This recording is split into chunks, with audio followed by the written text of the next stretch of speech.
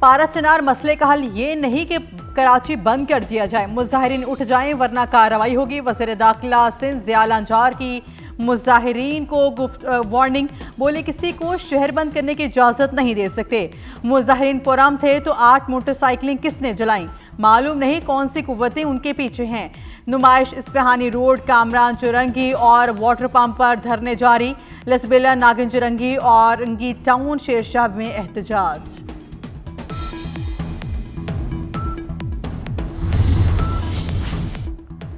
کرم کی صورتحال پر 3 ہفتے سے جاری گرینڈ جرگہ ختم، دونوں فریقین نے معاہدے پر دستخط کر دیے۔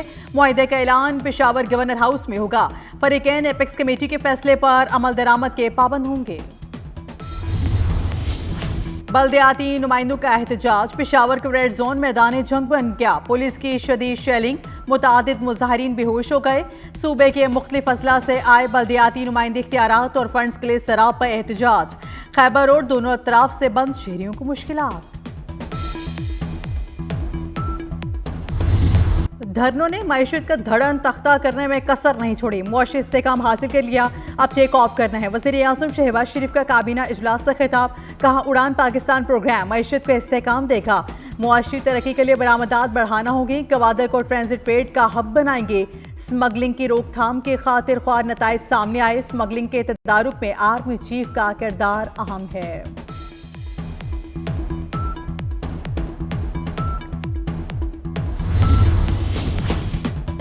تحریک انصاف اور حکومت کے درمیان مذاکرات کا دوسرا راؤنڈ کل ہوگا۔ پی ٹی آئی تاحال مذاکرات کے ٹی او آرز مطالبات کو تحریری شکل نہ دے سکی۔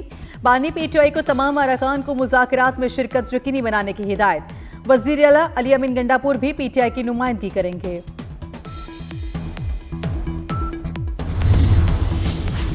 بانی پی ٹی آئی بہانہ ایٹمی پروگرام اور میزائل ٹیکنالوجی نشانہ ہے۔ چیئرمین بلاول بھٹو زرداری نے غیر ملکی مداخلت کو نمایاں کیا۔ سینئر وزیر سندھ شرجیل انعام میمن کہتے ہیں پیپلز پارٹی ملک و قوم کے لیے قربانیوں کی ایک میراث رکھتی ہے۔ پیپلز پارٹی کا ہر کارکن ملک کے لیے قربانی دینے کو تیار۔ سینیٹ کی قائمہ کمیٹی برائے آئی ٹی کے اجلاس، سینیٹر کامران مرتضیٰ اور چیئرمین پی ٹی اے کے درمیان تلخ جملوں کا تبادلہ۔ ایکٹ میں کہاں لکھا ہے کسی خاص علاقے میں انٹرنیٹ بند کرنا ہے؟ کامران مرتضیٰ کا استفسار، وزارت داخلہ پی ٹی اے کو ہدایت دے سکتی ہے، چیئرمین پی ٹی اے کا جواب۔ وزیر داخلہ محسن نقوی کی ہدایت پر پہلی بار خصوصی سیکیورٹی فیچرز کے حامل بے فارم متعارف کروانے کا فیصلہ۔ 10 سال سے بڑے بچوں کی انگلیوں کے نشانات اور تصویر کو فارم بے کا لازمی حصہ بنا دیا گیا۔ خصوصی بے فارم 15 جنوری سے جاری کیے جائیں گے۔ محسن نقوی کا کہنا ہے بچوں کی شناختی معلومات کی چوری اور غلط استعمال کو روکنے میں مدد ملے گی۔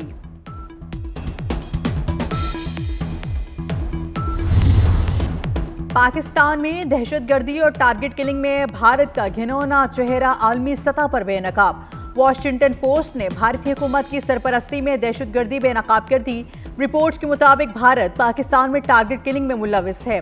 گزشتہ سال اپریل میں 2 نقاب پوش لاہور میں عامر سرفراز اور تانبا کو ٹارگٹ کر کے فرار ہوئے۔ لاہور میں ٹارگٹ کلنگ کا واقعہ بھی خفیہ قتل مہم کا تسلسل ہے۔ را نے پاکستان میں متعدد افراد کے قتل کے لیے خفیہ مہم چلائی۔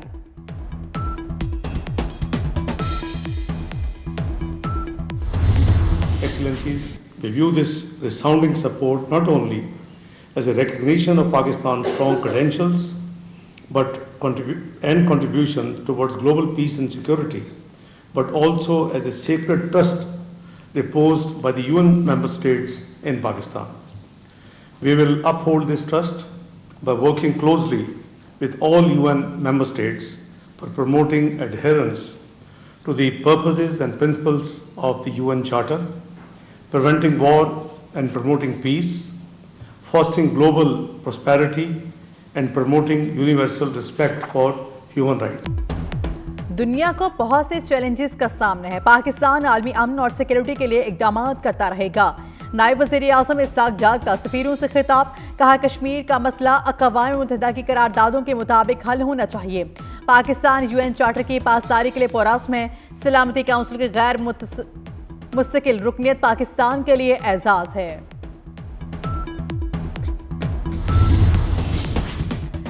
ریٹائرمنٹ کے بعد نوکری پر پینشن نہیں ملے گی، سرکاری ملازمین صرف ایک پینشن لے سکیں گے۔ وفاقی حکومت نے پینشن کے نئے طریقہ کار کا نوٹیفیکیشن جاری کر دیا۔ یکم جنوری 2025 سے پینشن آخری 2 سال کی اوسط تنخواہ کی بنیاد پر مقرر کی جائے گی۔ سرکاری ملازمین کی ریٹائرمنٹ سے قبل آخری تنخواہ پینشن مقرر کی جاتی تھی۔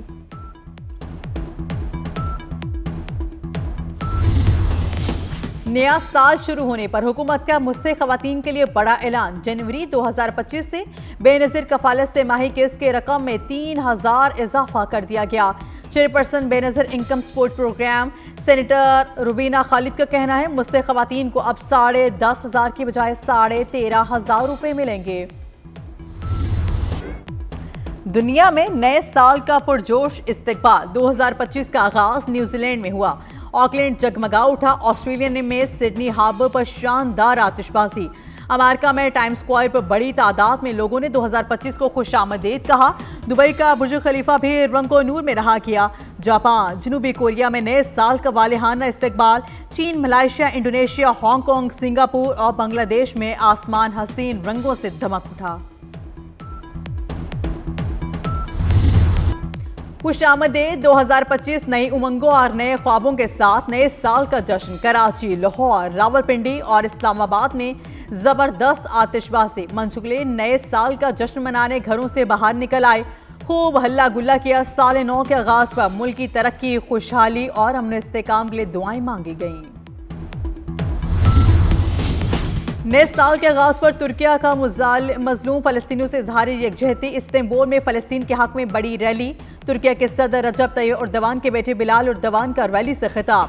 کہا کوئی یہ نہ سوچے کہ دنیا سو رہی ہے تو ترک مسلمان بھی سو رہے ہیں، ہم زندہ ہیں اور فلسطینیوں کے ساتھ کھڑے ہیں، فلسطین کی حمایت کے لیے بڑی جنگ کی تیاری کر رہے ہیں۔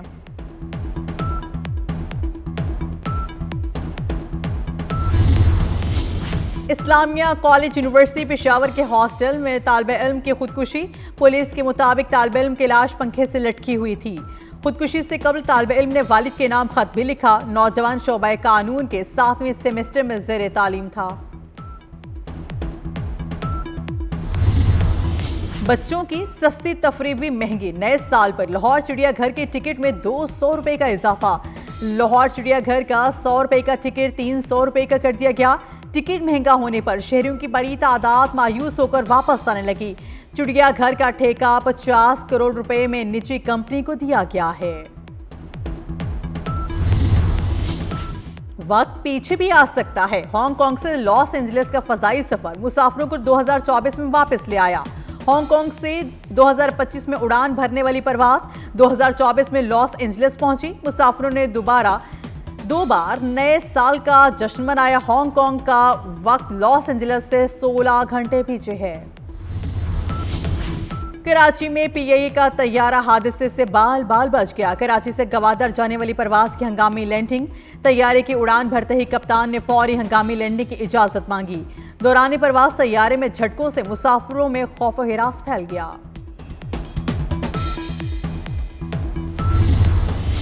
3 ارب 20 کروڑ روپے کے سیلز ٹیکس کے فراڈ کا case. Manager first women bank کی صرف 100 روپے کی مچلکے کے عوض ضمانت منظور۔ اسلام آباد ہائی کورٹ نے شریک ملزم شاہد حسین خواجہ کی ضمانت منظور کی۔ ٹیکس ڈپارٹمنٹ کی کرمنل کارروائی اختیار سے تجاوز قرار۔ جسٹس بابر ستار نے 10 صفحات پر مشتمل تفصیلی فیصلہ بھی جاری کر دیا۔